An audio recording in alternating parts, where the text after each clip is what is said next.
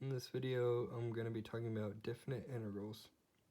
So here's the equation of definite integrals. You got an upper limit, which would be b, and a lower limit, which would be a, and then the function. So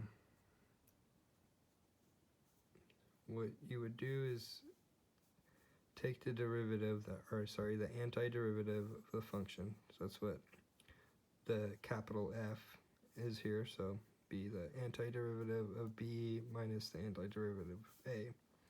So capital F is the antiderivative of the lowercase f, the function. So for example, the antiderivative is x raised to n plus 1 divided by n plus 1. It's kind of hard to understand, but here's an example to clarify. So here's the original function, 4x cubed minus 2x minus 6. So what we do with this original function is raise the exponent plus 1, so it'd be 4x to the fourth power, and then you divide it by 4. So here we go, 4x raised to the fourth power divided by 4. So this is 2x raised to the first power. So what you would do is 2x plus 1, plus 1, so it'd be 2x squared divided by what you raised it by, so 2, which is technically n plus 1. And then for 6, since it's the antiderivative, you would place it back with an x. So here's the math of that. And you see, after dividing, you would just get x to the fourth power minus x squared minus 6x. Here's an example of using the limits and in a function to of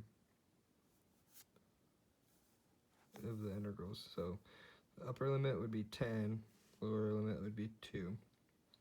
We're going to go ahead and just use the this example we have up here. So it'd be 4x cubed minus 2x minus 6.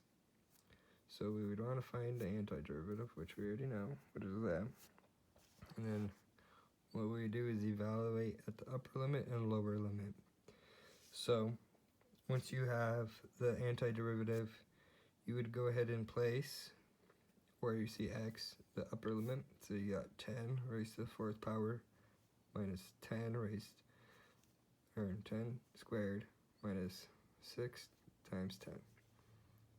And then you would do the same for the lower limit. You got 2 raised to the fourth power minus 2 squared minus 6 times 2.